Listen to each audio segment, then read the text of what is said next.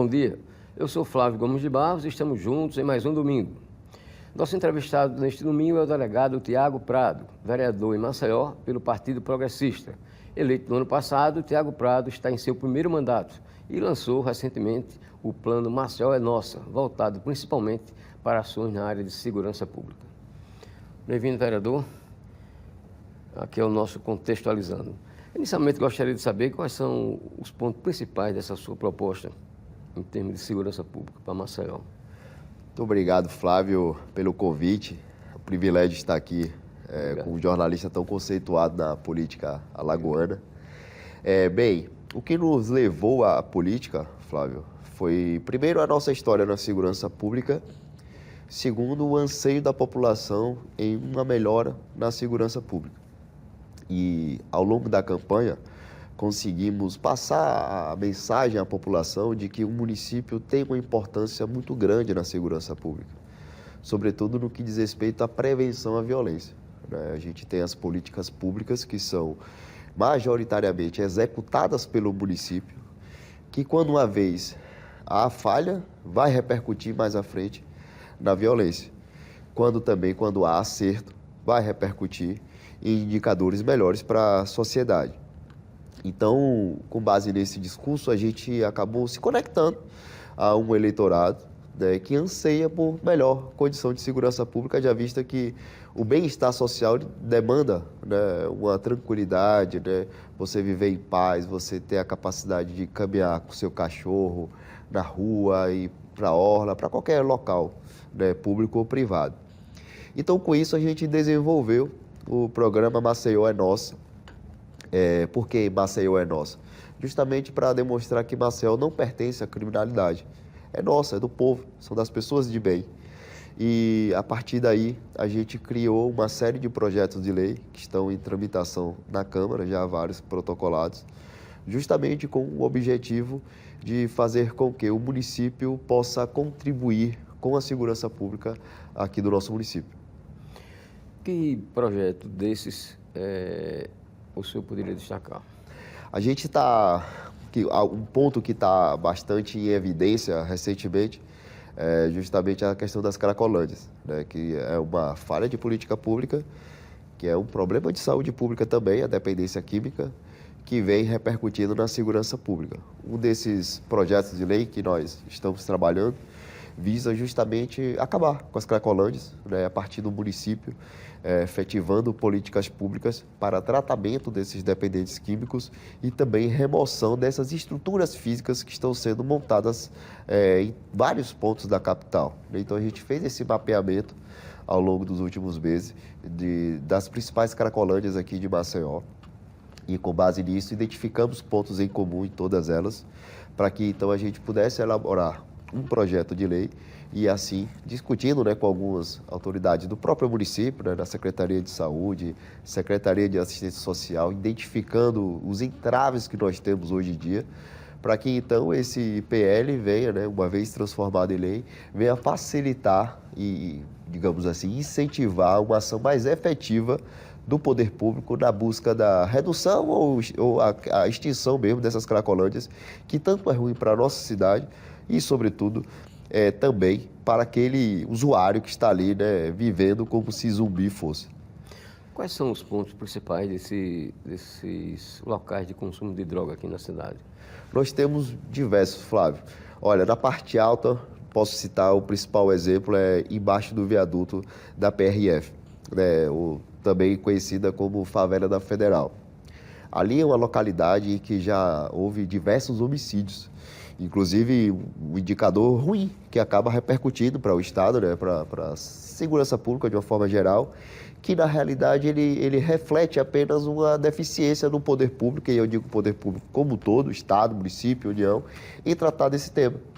Então, o que acontece? Aquela favela ela vem numa crescente alarmante ao longo dos últimos anos, e a gente vê aquela população ali em situação de drogadição, que são indivíduos que passam o dia fumando crack, e isso é muito fácil de ver, né? A gente passa de carro ali para fazer o retorno, ali no tabuleiro, clima bom, e percebe facilmente a quantidade de pessoas com cachimbo ali passando o dia inteiro. Então, esses indivíduos, eles não conseguem exercer uma atividade trabalhista. De modo que, como eles não conseguem oferir uma renda de forma lícita, parte dessas pessoas acabam migrando para a criminalidade. Alguns para a mendicância, outros vão catar reciclado e uma parcela vai para a criminalidade. E aí, quando entra na criminalidade, ou eles vão cometer furtos, arrombamentos e muitas vezes são assaltados por essa razão.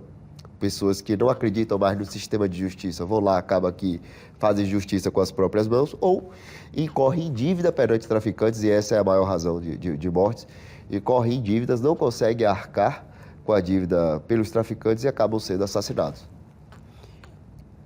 É possível se dizer que, aliás, é correto se dizer que a criminalidade aqui está sob controle? Flávio, veja bem, a criminalidade ela sempre vai existir. Né? O que a gente tem que observar é a sensação de segurança e os indicadores de violência. No que diz respeito aos indicadores, a Segurança Pública do Estado vem apresentando indicadores positivos no que diz respeito à quantidade de homicídios, ou seja, apresenta que há uma redução de homicídios considerando os anos anteriores. Isso é um fato verdadeiro.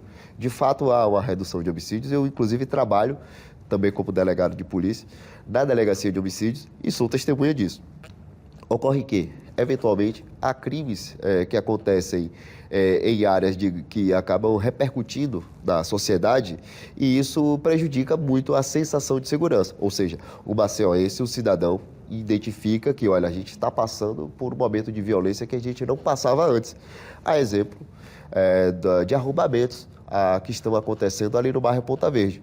Algo que não era comum tempo atrás e que agora passou a ser. Inclusive relacionado a essa questão aí dos dependentes químicos, de cracolantes, etc. Então, por esse contexto, acaba que repercute, dissemina na sociedade essa sensação de que nós estamos vivenciando um momento de insegurança. E, por essa razão, isso demanda, né, para o poder público, Estado, município, uma resposta, né, uma resolutividade do problema. Uma questão bastante atual, infelizmente, é a agressão contra mulheres, né? Principalmente os feminicídios. O que é possível fazer quanto a isso? Eu faço a pergunta já não especificamente para o vereador, mas principalmente para o delegado. Flávio, é um problema bem complexo. Ele vem da raiz da sociedade. Né? Muitos agressores de hoje são filhos de agressores do passado e acabam repetindo essa rotina negativa na vida. E com isso, entende-se na mente deles que é algo normal, é naturalizado agredir uma mulher, violentar uma mulher ou ter a sua companheira como um ser submisso, quando na realidade, obviamente, não é. Então a gente primeiro tem que passar por um problema de transformação dessa cultura, né, que é através da educação, através da conscientização do nosso público. Hoje, nas escolas, se fala um pouco disso, sobretudo nas escolas públicas, onde é maior a incidência de violência doméstica. Então, a gente nota as crianças crescendo ao longo da vida, testemunhando, às vezes diariamente, cenas de agressão, sem que não haja nenhum ser, nenhuma entidade, nenhuma autoridade que venha dizer, olha, aquilo é errado, aquilo não pode ser feito.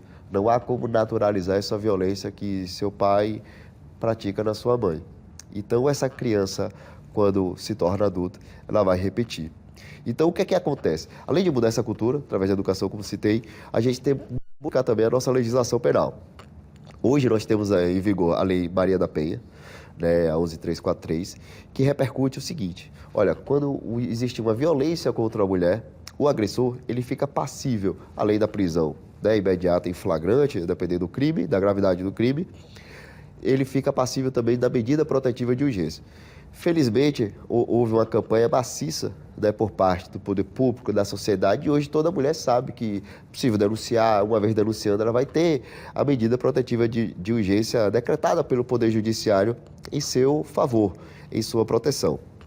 O problema é que não tem estrutura suficiente na polícia para fiscalizar essas medidas. Nem a polícia, nem a justiça, nem ninguém. Resultado, a medida protetiva de urgência vira um papel qualquer. Não funciona. Um efeito simbólico que não funciona. E com isso, diversas mulheres são assassinadas, são violentadas com medida protetiva de urgência em vigor. Inclusive casos recentes, aos montes aí nós temos, para citar de exemplo, de feminicídios que a mulher tinha a medida protetiva de urgência em vigor. Então a gente primeiro tem que mudar esse mecanismo aí. Olha, a medida protetiva de urgência desse jeito ela não está funcionando. Tem que admitir isso. Uma das possibilidades é utilizar a tornozeleira eletrônica para agressor, uma vez que a partir daí o agressor ele passa a ser monitorado, a todo o tempo ele tem a obrigação de colocar aquela tornozeleira, de estar com aquela tornozeleira funcionando, para que então ele, no sistema integrado com a Secretaria de Segurança Pública, identifique se ele está cumprindo efetivamente a medida protetiva. Veja bem, se a gente não tem polícia para fiscalizar, a gente coloca uma tornozeleira eletrônica, inclusive com um custo bem inferior a uma patrulha. Pense aí, uma patrulha para cada vítima. E a partir daí, se este agressor ele infringe essas regras da medida cautelar, o judiciário pode ou chamar atenção, né, chamado para uma admoestação, uma audiência de admoestação, ou então decretar a própria prisão preventiva dele. Quando isso começa a ser rotineiro na sociedade, é certo que há uma mudança no comportamento dos agressores, porque eles sabem que a medida protetiva agora ela passa a ser efetiva. E, por fim, na minha ótica, tem que modificar a legislação. O cárcere, por mais que se diga, o cárcere não resolve, o cárcere não educa, mas ele previne novos acontecimentos desastrosos. Então, se o agressor que conhece onde a mulher trabalha, sabe onde é a casa da mãe dela, sabe toda a sua rotina, ele é um agressor que tem um risco, um potencial elevadíssimo. Então, muitas vezes, este indivíduo que violenta a mulher, ele é solto no dia seguinte na audiência de custódia com essa medida protetiva, que não funciona, e ele se sente encorajado em ir lá e repetir o ato dele, ora. Por isso que é importante que a gente pense numa prisão preventiva para cautelar esse cidadão por mais tempo. Ok, vamos a um breve intervalo comercial e daqui a pouco a gente volta, continuando nossa entrevista com o delegado, o vereador Tiago Prado. Até já.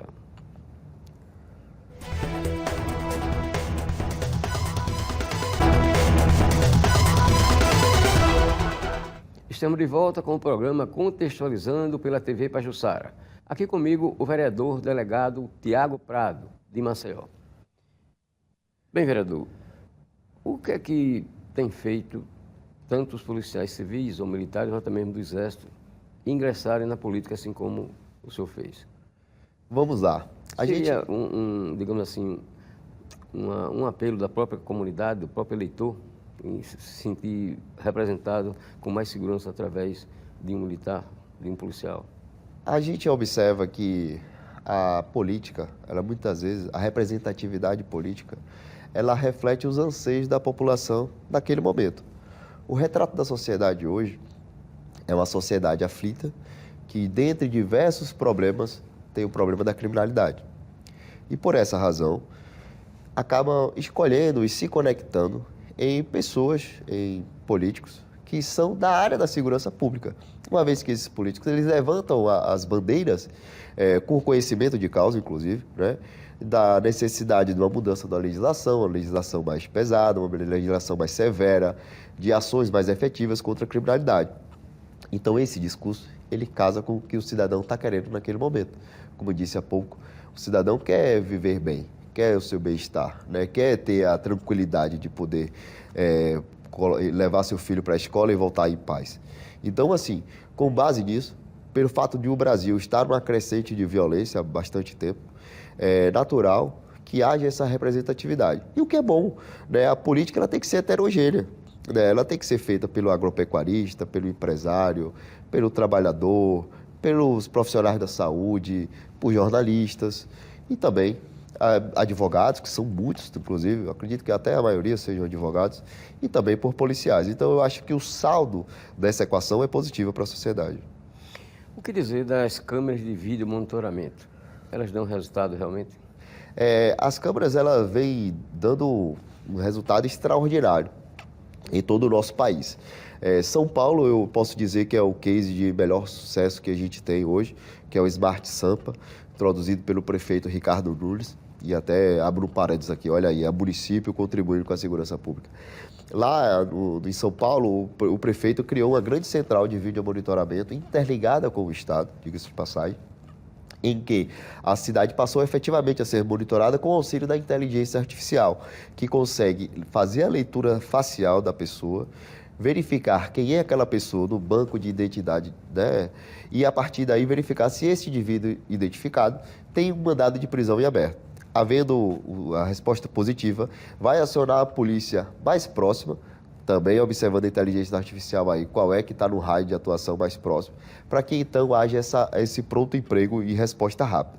Com isso, começou-se a cumprir diversos mandados de prisão lá. Além disso, claro, é possível você fazer um policiamento mais inteligente, né? Lá ali na central, você consegue identificar quais são os pontos críticos da cidade naquele momento, para que então você possa migrar o seu policiamento.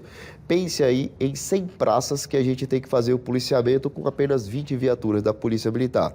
Ora, em um dado momento, 20 locais estão cobertos, porém, neste exato momento, 80 estão descobertos. E como escolher bem esses 20? Passando em todos? Não, com vídeo monitoramento. A gente tem como identificar, olha, esse local aqui tem pessoas em situação suspeita, a outra praça aqui tem indivíduos aqui que aparentemente estão consumindo drogas, esse aqui tem um indivíduo aqui que parece estar importunando sexualmente a mulher, e aí vai fazendo essa canalização de policiamento. Inclusive foi uma das principais bandeiras nossas de campanha, a implementação do vídeo monitoramento aqui no nosso estado, no nosso município, e felizmente tanto a Prefeitura de Maceió quanto o Governo de Estado aderiram a essa ferramenta de tecnologia e que já vem dando grandes resultados aqui para o estado de Alagoas. Como é que anda, no âmbito da Câmara Municipal de Maceió, a sua proposta de criação de uma comissão de segurança pública? Essa comissão de segurança ela foi pensada justamente para promover essa articulação entre município e Estado, esse diálogo permanente, para acompanhar as estatísticas, acompanhar os problemas de criminalidade que vem afetando uma comunidade, ou seja, que observando, partindo do pressuposto de um problema criminológico que afeta uma coletividade, né, aqui da nossa cidade. A partir daí, a gente senta com as lideranças comunitárias, a gente reúne também a autoridade do município e do estado para que a gente possa conciliar esses interesses e buscar resultado. Posso citar um exemplo aqui de um trabalho que a comissão, que foi recentemente criada e está em andamento já, no bairro Gruta de Lourdes. Acho que foi o primeiro bairro que nós começamos a realizar esse trabalho de forma integrada. O que está acontecendo ali na Gruta? Estava tendo muitos assaltos. E a Polícia Militar não estava sabendo que estava tendo assalto, porque a população não estava fazendo o BO.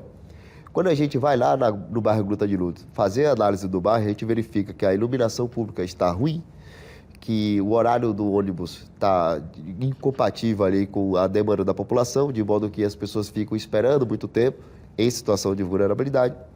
A arborização está muito volumosa, prejudicando também a iluminação e gerando pontos de insegurança. Com isso, aumenta a criminalidade, a quantidade de roubos. Só que o cidadão é tão desacreditado no sistema de justiça, de polícia como um todo, que ele sequer faz um boletim de ocorrência. Então, para o poder público, aquele crime daquela senhora que foi assaltada no ponto de ônibus, que não fez o boletim de ocorrência, não existiu. Então, quando você está ali para tomar uma decisão para onde coloca essas viaturas, você vai pautar também nas estatísticas criminais, né? Olha, se eu tenho aqui o mesmo batalhão que toma conta do clima bom, que está tendo muito assalto, muita violência, muito homicídio, e o bairro Gruta de Lourdes, que não está tendo estatística negativa nenhuma, eu vou brigar meu policiamento para lá. E acaba descobrindo uma área, as pessoas estão sendo assaltadas e isso não está sendo levado. Então, a comissão conseguiu fazer exatamente isso.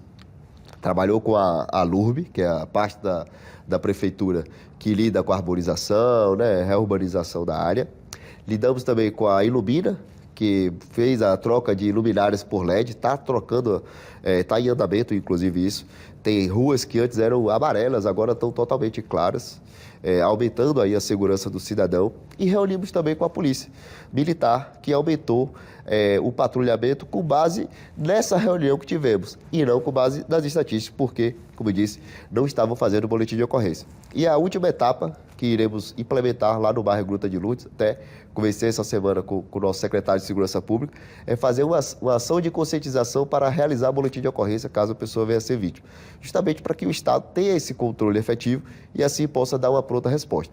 Então a comissão tem esse papel, né, de integrar a população com as autoridades. O cidadão ele quer resposta, quer resultado do poder público. Pouco importa se é município, se é Estado. E a gente está lá para isso. E o BO pode ser feito até pela internet, né? Exatamente. Hoje você pode fazer o BO da sua própria residência. facilita muito, né? Porque o cidadão tem essa dificuldade de ir para uma delegacia, muitas vezes demora, né? Que são muitas pessoas fazendo boletim de ocorrência. Fica avisado também, né? Do conforto de sua casa, você coloca ali seus dados, as informações e alimenta a estatística do Estado. E além se for um caso de um roubo de celular, ou furto de celular, pode ser beneficiado aí com ação, né?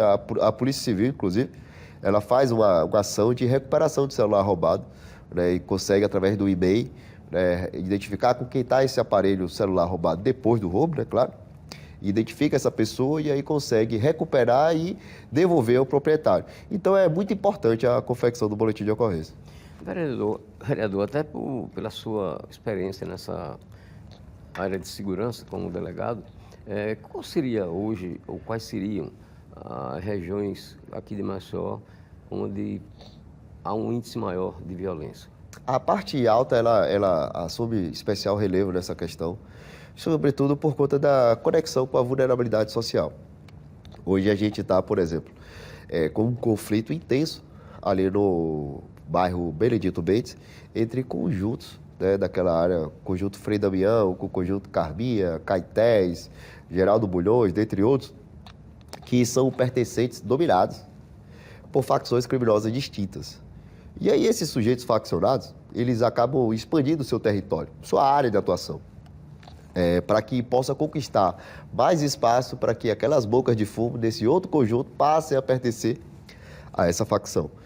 Com isso, esses criminosos estão saindo armados das ruas, né, encapuzados, com armas de fogo, de grosso calibre, inclusive, de uso restrito das forças de segurança, causando um grande pânico à população, causando assassinatos, invasão a domicílio, tráfico de drogas, então assim, causando terror. E aí cabe, né, a gente tem feito um trabalho integrado aí, Polícia Militar, Polícia Civil, para dar essa pronta resposta. Isso reflete, inclusive, a necessidade também de mudança da legislação penal e de política de segurança pública a nível nacional. Porque esse não é um retrato apenas de Alagoas. A gente tem outras cidades do Nordeste que estão passando por um momento de grande conflito entre facções criminosas, como Salvador, Recife e Fortaleza, e isso demanda do governo federal uma readequação da sua política de segurança pública, quando a gente, na realidade, ultimamente vem observado apenas medidas para minimizar, digamos assim, a atuação policial, ou seja, são medidas que vão na contramão do combate ao crime organizado. Essas facções que têm dominado o Brasil de norte a sul, é possível se imaginar que um dia se consiga controlar esse pessoal? Flávio, só se a gente modificar o nosso sistema de segurança pública como um todo. Porque hoje, veja bem, os criminosos que dominam essas facções estão na penitenciária. Lá de dentro eles conseguem emitir todos os seus comandos. Eu já investiguei diversos homicídios, mas diversos assassinatos que foram determinados por integrantes da facção criminosa que estão na nossa penitenciária.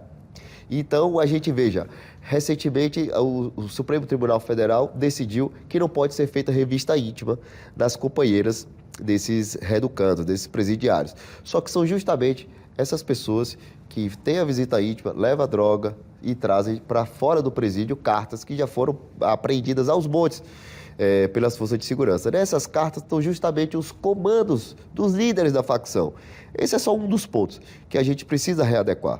Outra coisa, o sujeito hoje, o criminoso, ele tem a certeza da impunidade. Não é mais a sensação, ele tem a certeza, porque a audiência de custódia ela veio para prejudicar muito a segurança pública. É um instrumento importante para garantir a integridade física do preso, né, para que não haja tortura, etc. É importante. Mas a forma em que ela está sendo aplicada como um instrumento de soltura, na verdade. E isso, para o cidadão, para o criminoso, aquilo ali é uma grande carta, né, de um cheque branco. Porque ele sabe que uma vez cometendo um crime hoje, amanhã ele vai para a audiência de custódia. É impressionante. Quando eles já são presos, ele já fala, não, quando é minha audiência de custódia? Porque ele sabe que ele vai para a rua. E aí está nessa crescente de criminalidade. Essa sua iniciativa, que é bem peculiar, né, de sair às ruas para conversar com os moradores de rua. A que se deve isso? Olha, a gente observa a necessidade de conscientizar essas pessoas a buscar um tratamento. Hoje, o município de Maceió não tem uma política de internação compulsória.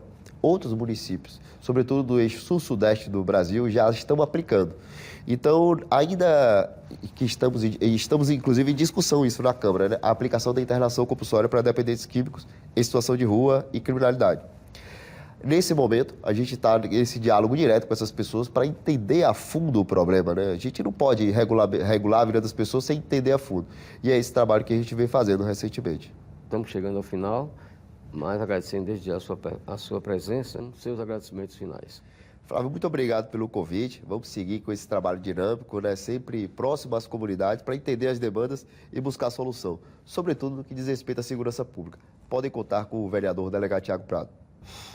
Ok, você pode assistir a essa entrevista no YouTube da TV Pajuçara. O programa Contextualizando o Domingo fica por aqui. Tenham todos um bom final de semana.